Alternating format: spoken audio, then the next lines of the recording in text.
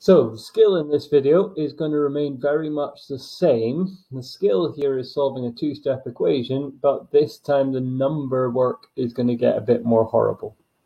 So you'll see what I mean as we work through. Same process as last time, working backwards through our order of operations. So first thing we're going to get rid of is our plus 5. We're going to do that by taking 5 off both sides. That leaves us with 4x equals 3. Because taking 5 off that side, get left with the 4x, take 5 off 8, we get 3. Now we want to divide by that 4 on both sides. We want to divide by that 4 because we've got 4x. So we want to divide by the 4. That's going to give us x equals. Now we have a little bit more of a tricky thing because we're doing 3 divided by 4. Now, thinking that through, there's two ways we can do this.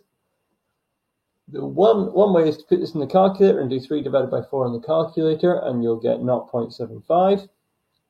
But I would strongly encourage you to actually use fractions to your advantage here. We can save ourselves any calculator work. We can save ourselves any decimal answers by writing, well, division is the same as writing over.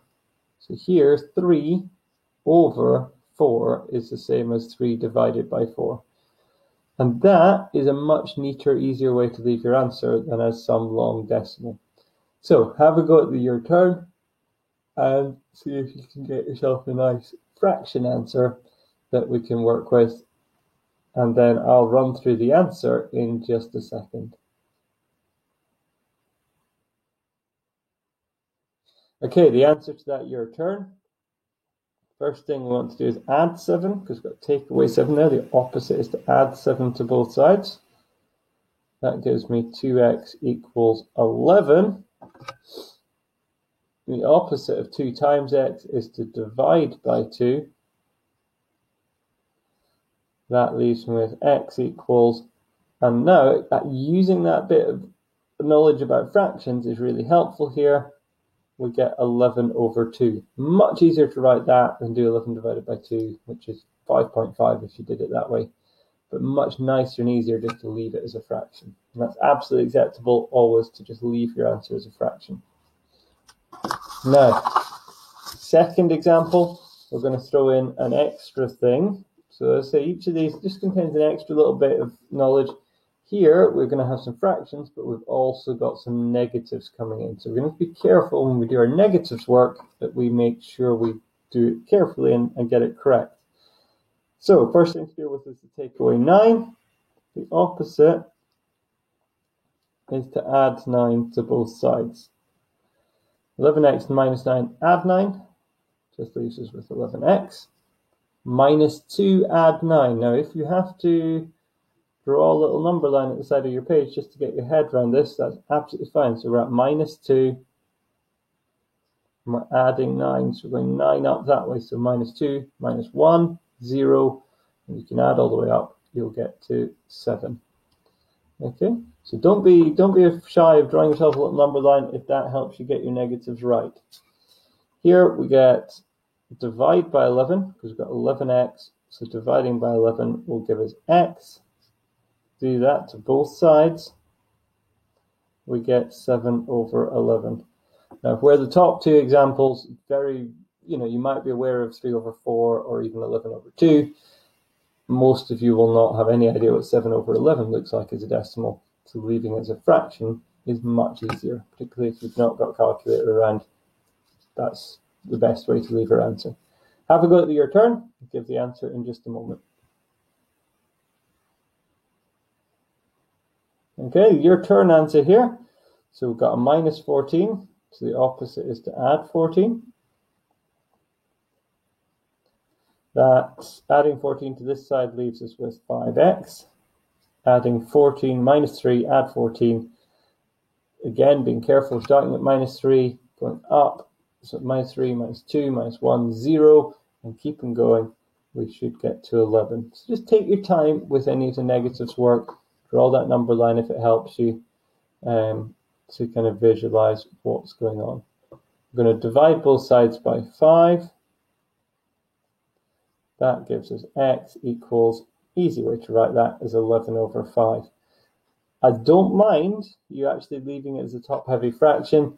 If you wanted to, you could have also written it as a mixed number as 2 and 1/5. Okay, either of those would be absolutely fine. So that's dealing with some negatives. There are a few other things to be aware of as we work through this. So this example here is going to show us one of them. Okay, how are we going to start? Well, working backwards to our order of operations, we need to deal with the plus 15. So the first thing to do is take 15 off both sides.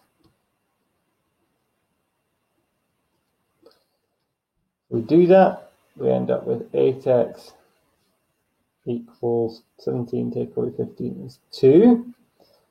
Now we want to divide both sides by 8. So that leaves us with x equals, and over here we're dividing by 8 as well, so we get 2 over 8. Now it's good if you ever get a fraction answer, it's a good way to leave your answer, but you do want to check, can I cancel that fraction down? 2 over 8, both of them divide by 2, so that is the same as 1 over 4. There's one other thing I want to highlight about this question. You've probably watched me do it and gone, yeah, that's fine, no problem. The number of times I see people doing 8 divided by 2 and write 4 here is huge. Be careful, which number are you dividing by? It's the number in front of the x you're dividing by, so that's what should come on the bottom of your fraction. So just double check that you followed that through correctly. Have a go at your turn. I'll answer that in just a moment. Okay, your turn. Here we're taking 15 off both sides. That leaves us with 4x equals 6. We're dividing both sides by 4. Again, be really careful which order we're doing this in. X equals, we're dividing by the 4, so we get 6 on the top and 4 on the bottom, because we're dividing by the 4, not by the 6. 6 and 4 both divide by 2, so that can be simplified to 3 over 2. So just using your fraction simplification knowledge is really valuable here. Now I'm going to do one final example for you, just to show you all of this in action, and that is this example.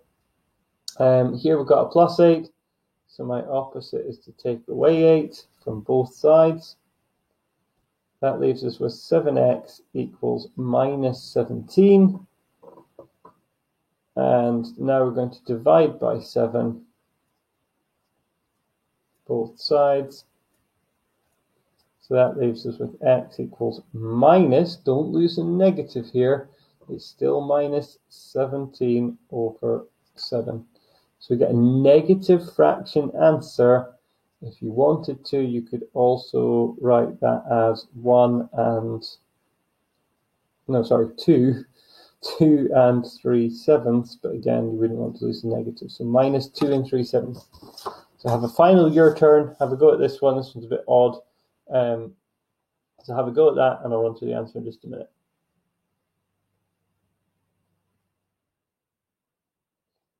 Great, so all your skills together here. Dealing with the minus 3, we want to add 3 to both sides.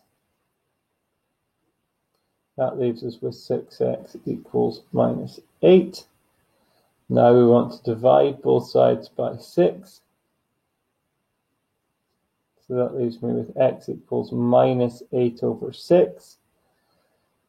That is able to be simplified. So dividing top and bottom by 2, we get minus 4/3. Or you could have written it as minus 1 and 1/3.